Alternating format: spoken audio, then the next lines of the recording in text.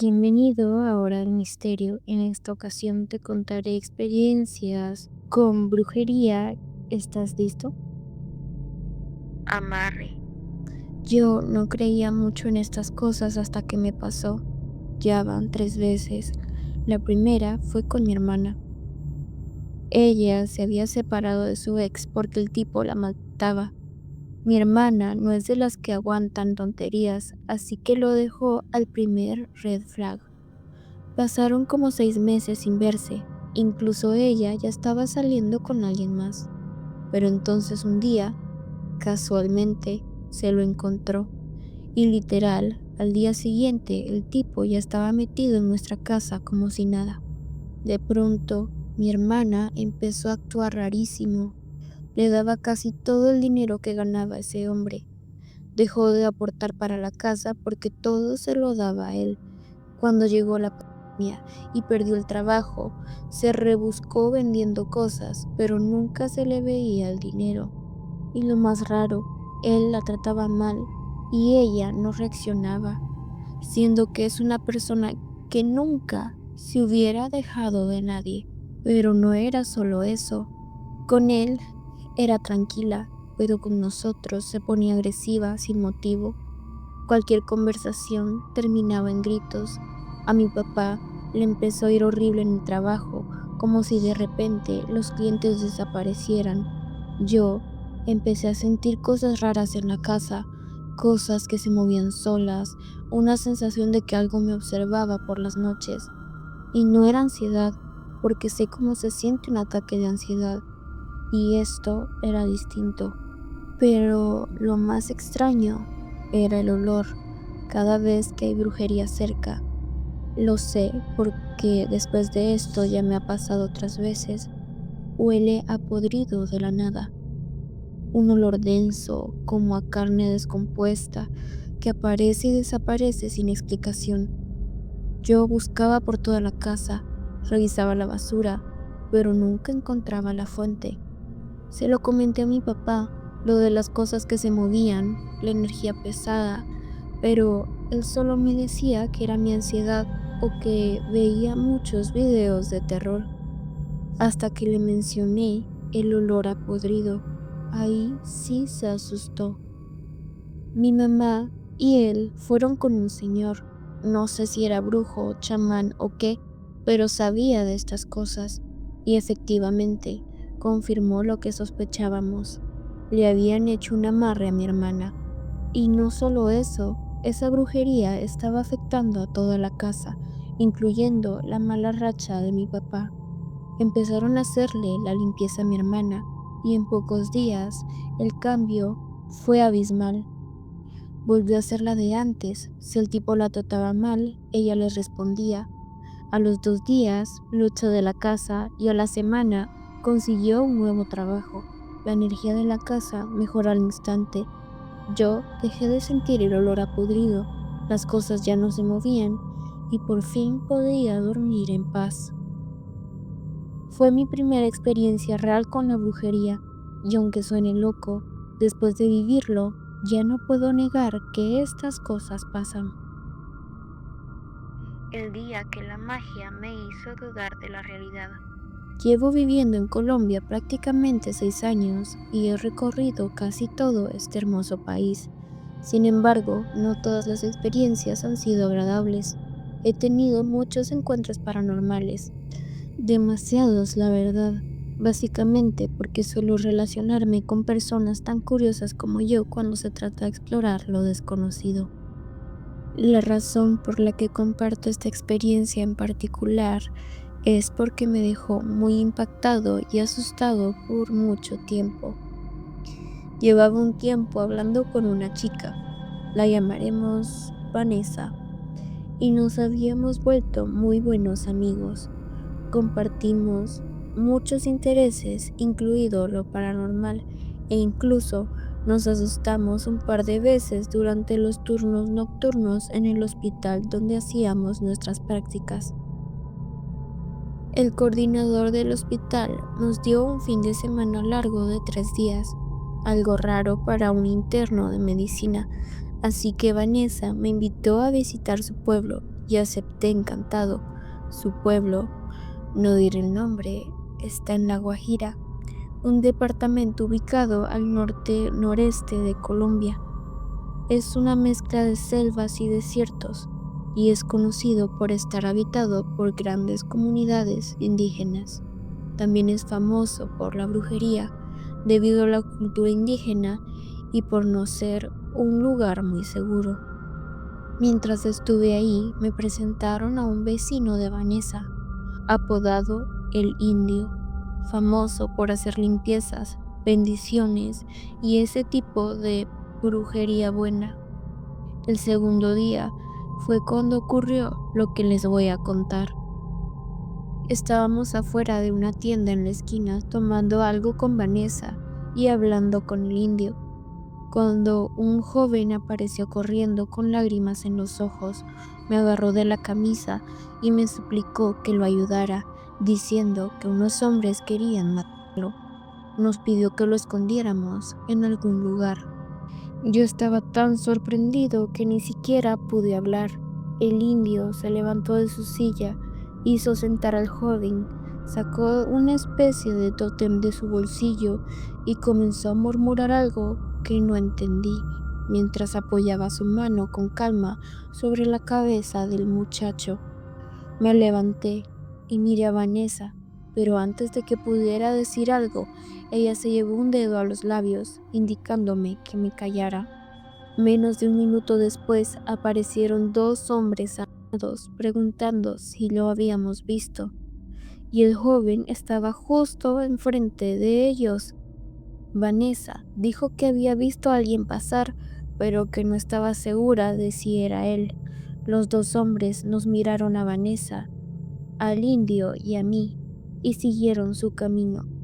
Pasaron dos veces más frente a la tienda, frente al hombre que buscaban, pero nunca lo notaron. Yo me quedé ahí, entre impactado y maravillado por lo que estaba presenciando. Finalmente, los hombres armados se fueron. El indio soltó al joven y dejó de murmurar. Le dijo que llamara a su familia para que lo recogieran.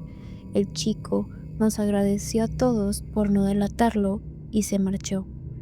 El indio me dijo que no tuviera miedo y me explicó que ese pequeño tótem en su bolsillo era algo llamado ánima, un tipo de espíritu, demonio, fantasma de la naturaleza que protege a su dueño mediante un pacto o ritual que se hace cuando el espíritu es capturado.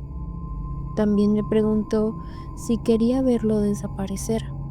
Le dije que no porque estaba demasiado impactado en ese momento, aunque ahora me arrepiento de no haberlo visto. Lo que no logro entender hasta el día de hoy es cómo es posible que un ser humano tenga este tipo de poder. El pájaro de la bruja. Corría el año entre 1983 y 1985. Mi hermano mayor era apenas un niño. Mi papá viajaba constantemente por trabajo y mi mamá lidiaba sola con la casa, la oficina y el estrés. Decidió contratar a una muchacha para que le ayudara con las cosas de la casa. Al principio todo iba bien, pero a los 2 meses la muchacha se volvió floja, grosera y chismosa. Un día mi mamá la descubrió metiendo hombres a la casa y la regañó. La mujer murmuró algo, bajo pero lleno de odio, tiró un vaso por la ventana y escupió. Me las vas a pagar. Días después, la maldición llegó. Mi mamá despertó con un sonido extraño en la ventana, la misma donde la muchacha había roto el vaso. Al acercarse, vio un pájaro enorme batiendo sus alas lentamente, clavándole la mirada. En ese instante, un dolor de cabeza muy fuerte, náuseas y un ataque de pánico la derribaron. Logró arrastrarse al teléfono y llamar a mi abuela. Para cuando mi tía llegó corriendo, mi mamá ya estaba en una ambulancia. Todos estaban aterrados por el pájaro y su enfermedad repentina, pero mi papá solo se enfocó en su salud. 7 médicos la revisaron y ninguno supo diagnosticarla. Fue mi abuela quien descubrió la verdad. Mi abuela fue a la iglesia y habló con un padre sobre el pájaro y la empleada. Su veredicto fue claro: le embrujaron. Alguien le hizo algo muy fuerte. Mi mamá, débil y desesperada, empezó a ir a misa a diario y poco a poco, para finales de invierno, estaba mejor que nunca. La magia negra casi destruye a mi familia. Donde yo vivo, existe la creencia de que hay personas capaces de hacernos daño, de dividir familias, arruinarnos económicamente y, en algunos casos, incluso provocar la muerte. En este relato hablaré de mis propias experiencias y de cómo estuve al borde de la muerte por culpa de la brujería. Es increíble cómo bloqueamos los momentos más oscuros de nuestras vidas, enterrándolos en lo más profundo de la mente, pero bastó una conversación con un amigo para que todos estos recuerdos horribles volvieran a inundarme. Todo comenzó en 2013, cuando nos mudamos al sótano de la casa de mi difunto abuelo. Uno de mis tíos vivía en la planta principal con su esposa y sus 2 hijos, y otro tío ocupaba una pequeña casa en el mismo terreno. Al principio todo era perfecto, nos llevábamos bien, al fin y al cabo éramos familia y manteníamos nuestra privacidad. Poco a poco las cosas se fueron poniendo mal. Las peleas en casa eran constantes. Cualquier problema mínimo escalaba a gritos y palabras crueles, algo que nunca había pasado antes. Por más que ahorraba, siempre estaba en quiebra, hasta caer en deudas. Soñaba con una presencia maligna que intentaba matarme. Escuchaba que me llamaban por mi nombre cuando estaba solo y llantos de bebé afuera de mi ventana por la noche. Al apoyar la cabeza en la almohada, oía música extraña y murmullos incomprensibles. Veía sombras negras moviéndose dentro de la casa. Mi salud se deterioró, tosía sangre, a veces no podía caminar ni mantenerme de pie. Gasté una fortuna en médicos y medicina, pero ningún examen mostraba nada malo.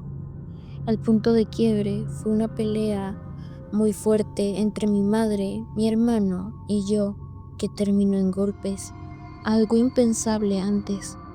Ahí supe que nada de esto era normal. Decidí buscar ayuda con una medium y ella me reveló la verdad. La esposa de tu tío y su madre están usando magia negra contra ustedes. Quieren dividir a tu familia, arruinarlos y dejarlos dependientes de ellos. Con esa confirmación empezamos a observar con más atención, e incluso vi a la madre de mi tía cavando en el jardín de mi madre, junto a su ventana, y enterrando algo ahí. Por suerte, tomamos precauciones a tiempo. Nos mudamos a otra casa sin decirle a nadie a dónde íbamos. Desde entonces, estamos mucho mejor, aunque a veces aún ocurren cosas que no logro explicar. La noche en que vio una mujer convertirse en fuego. Hace unos 10 años, cuando estaba en la preparatoria, entré al equipo de fútbol. Ahí conocí a Márgaro, un chavo de Veracruz que había venido al norte a estudiar. Vivía en una zona semirural de Nuevo León, en casa de su abuela, en un ejido cerca de unos ríos. Con el tiempo nos hicimos amigos y en una de esas pláticas sobre cosas paranormales, él siempre me contaba historias turbias de Veracruz. Me dijo que su abuela era bruja, que llevaba unos 5 años viviendo ahí porque un tipo pesado que después arrestaron en Estados Unidos la mandó a traer. Según Márgaro, la señora era muy buena para los trabajos, así que le compraron un terreno y le construyeron un pequeño tejabán donde vivía. Yo, que nunca he visto un fantasma ni nada por el estilo, le pregunté si podía llevarme con su abuela para ver alguno de sus rituales. No le creía del todo, pero la curiosidad me ganó. Para mi sorpresa, días después, Márgaro me dijo: sí, vamos, pero tienes que comprar lo que ella ocupa. Así que nos fuimos en su moto, que según él, la misma abuela le había regalado, hasta un depósito cerca del río. Ahí compramos 3 garrafas de Tonayán y una caja de cigarros de los más baratos. Eran como las 5:30 de la tarde cuando llegamos al terreno de la abuela. Un predio de 40 por 200 metros, con un tejabán en medio rodeado de plantas y flores raras. Y sí, reconocí que tenía marihuana.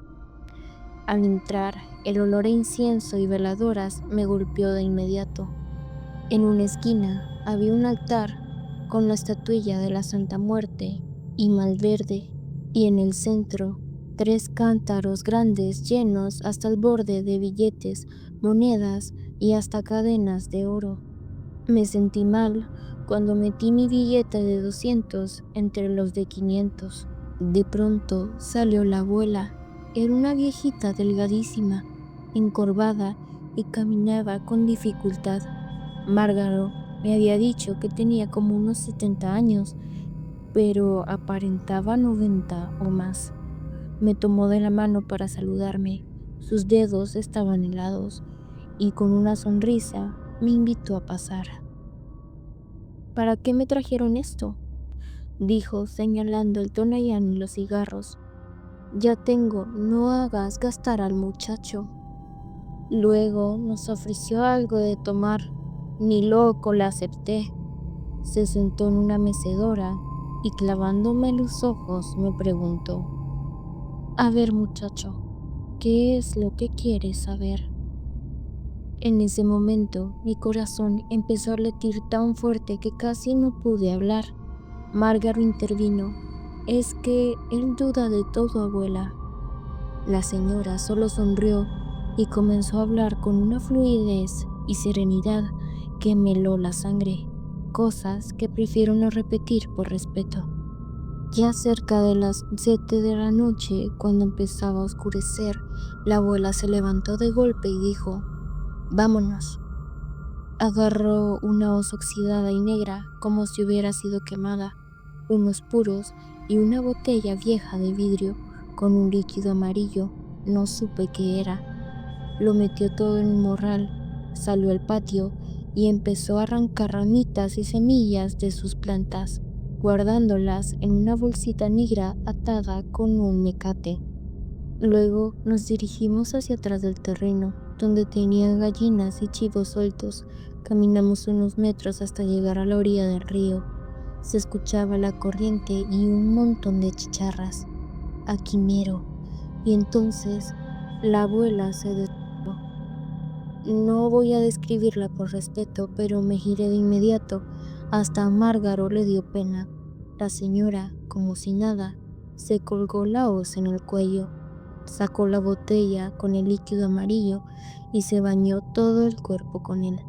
Después dejó el morral y le dijo a Márgaro: cuando regreses, pon esto debajo de la máquina de coser.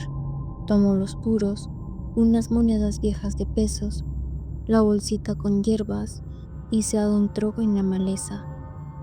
Había un poco de luz cuando de repente sentí una presión en los oídos como si el aire se hubiera espesado y entonces ¡boom! Una explosión retumbó y la abuela se prendió en fuego.